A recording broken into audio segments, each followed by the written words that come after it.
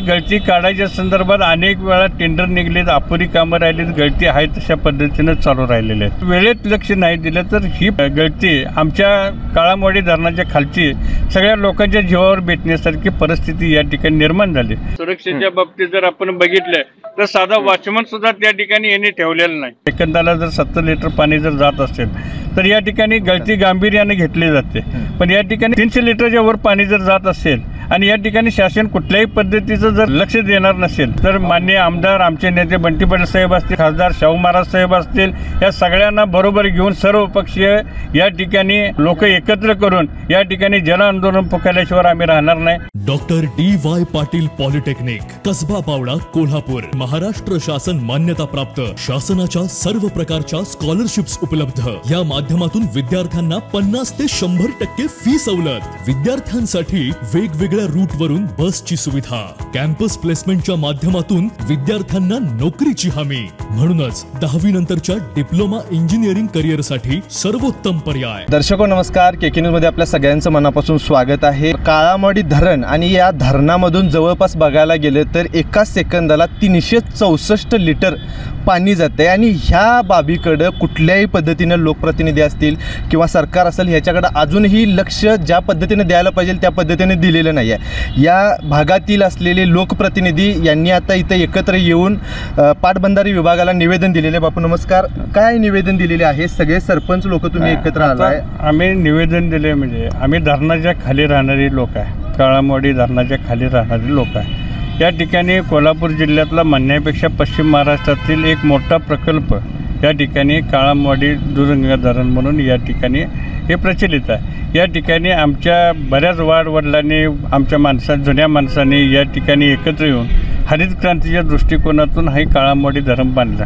पण आज परिस्थिती या ठिकाणी अशी निर्माण झाली आहे की आमच्या ही जुनं धरण बांधलं पण ह्याच्याकडे शासनानं पूर्ण लक्ष दिलं नसल्यामुळं या ठिकाणी गळतीचा विषय गेली 8-10 वर्षे म्हणजे गळतीचा विषय. या ठिकाणी गळती काढायच्या संदर्भात अनेक वेळा टेंडर निघलेत, अपुरी कामं राहिलीत, गळती आहे तशा पद्धतीनं चालू राहिलेल्या आहेत. आणि मित्रांनो, जर अशाच पद्धतीची गळतीने कोणी आम्ही लोकप्रतिनिधी असलो किंवा आणि शासकीय अधिकारी असतील यांनी जर वेळेत लक्ष नाही दिलं तर ही गळती आमच्या काळामवाडी धरणाच्या खालची सगळ्या लोकांच्या जीवावर बेतण्यासारखी परिस्थिती या ठिकाणी निर्माण झाली.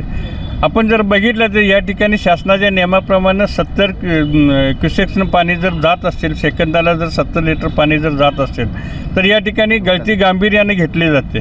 पण या ठिकाणी 300 लिटरच्या वर पाणी जर जात असेल आणि या ठिकाणी शासन कुठल्याही पद्धतीचं जर लक्ष देणार नसेल, टेंडरच्या बाबतीत होत असताना 80 कोटी मंजूर झालेत गळती काढायच्या संदर्भात, अशा पद्धतीची गेली 2 वर्ष वाच्यता चालू आहे. पण या ठिकाणी प्रत्यक्षात त्याचं काम कुठल्याही पद्धतीने चालू नाही. सुरक्षेच्या दृष्टिकोनातून किंवा माहिती देण्याच्या दृष्टिकोनातून जर बघितलं, या इथे शासकीय ऑफिस सगळीच्या सगळे हलवलेले आहेत आणि या ठिकाणी प्रॉपर डॅमवर कुठल्याही पद्धतीचं ऑफिस किंवा माणूस त्यांचा 1-2 वॉचमन असतील अशाच पद्धतीची माणसं आहेत. आणि लाईट तयार होणारी जी लाईट तयार जी होती त्यांचीच फक्त तेवढीच लोक या ठिकाणी आहेत. या ठिकाणी तिथं हे राहिलेली आहे पहिल्यासारखी धरण बघितलं, पर्यटनाच्या दृष्टीने बघितले, शासकीय विश्रामगृहांची अवस्था बघितली, या ठिकाणी पर्यटनाच्या दृष्टीने बोटिंगसारखा विषय बघितला किंवा या ठिकाणी सुरक्षेच्या बाबतीत जर आपण बघितलं तर साधा वॉचमन सुद्धा त्या ठिकाणी यांनी ठेवलेलं नाही.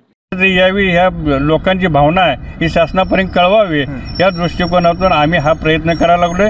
या ठिकाणी भविष्यामध्ये जर समजा यांनी नाही लक्ष दिलं तर माननीय आमदार, आमचे नेते बंटी पाटील साहेब असतील, खासदार शाहू महाराज साहेब असतील, या सगळ्यांना बरोबर घेऊन सर्वपक्षीय या ठिकाणी लोक एकत्र करून या ठिकाणी जन आंदोलन पुकारल्याशिवाय आम्ही राहणार नाही. एवढंच या ठिकाणी काय म्हटलं तुम्हाला. आता या ठिकाणी त्यांनी सांगत असताना त्यांनी खाजगीमध्ये आम्हाला सांगितलं की धरणाला कुठल्याही पद्धतीचा धोका नाही. आम्ही सांगितलं मागच्या वेळा हिने पाणी अडवणार नाही. सुरक्षेच्या दृष्टिकोनातून ज्यावेळेला सांगितलं की लोकांना, शेतकऱ्यांना की या ठिकाणी कॅनॉलच्या वरच्या लोकांनी लागणी करू नका, ऊसाच्या लागणी थोड्या कमी करा, लोकांनी ते आव्हान ऐकलं आणि या ठिकाणी बऱ्याच पिके शेतकऱ्यांनी ऊसाची लागण कमी केली पाणी पुरणार नाही म्हणून. या ठिकाणी बघितलं तर यावर्षी कुठल्याही पद्धतीचं म्हणजे त्यांचं पाण्याचं नियोजन आहे त्या पद्धतीनंच आहे आणि शेतकऱ्यांचं व्हायचं तसं नुकसान झालं. वारंवार हे इरिगेशन डिपार्टमेंट कायमपणाने ह्या ठिकाणी कानाडोळा करून आपली कामं बोगस कामं करून दर्जेदार कामांचा पत्ताच नाही अशा पद्धतीचे कामकाज या ठिकाणी चालू आहे आणि त्याला कुठेतरी आळा बसावा म्हणून आम्ही सगळीजण या ठिकाणी हे विचार मांडण्यासाठी निवेदन देण्यासाठी या ठिकाणी आम्ही आलो. खरं बघायला गेलं तर दूधगंगा नदीवरती असलेला हा काळामवाडी प्रकल्प फक्त महाराष्ट्र नाही तर कर्नाटकची सुद्धा तहान भागवतोय आणि या प्रकल्पाकडे शासनाचे जे काही अधिकारी आहेत त्यांनी सुद्धा आणि त्यासोबतच लोकप्रतिनिधी यांनी सुद्धा सगळ्यांनी एकत्र येऊन याची जी काही आहे ती पूर्तता करणे गरजेचे आहे. 350 लिटर एका सेकंदाला पाणी वाया जाणं ही खरं म्हणजे खूप मोठी बाब आहे आणि याच्याकडे सर्वांनी लक्ष देणं गरजेचं आहे. KK न्यूज चॅनलसाठी कॅमेरामन वैभव पाटील सेमी अभिजित. धन्यवाद. अशाच नवनवीन अपडेट पाहण्यासाठी आमच्या KK न्यूज चॅनेलला सबस्क्राईब करा.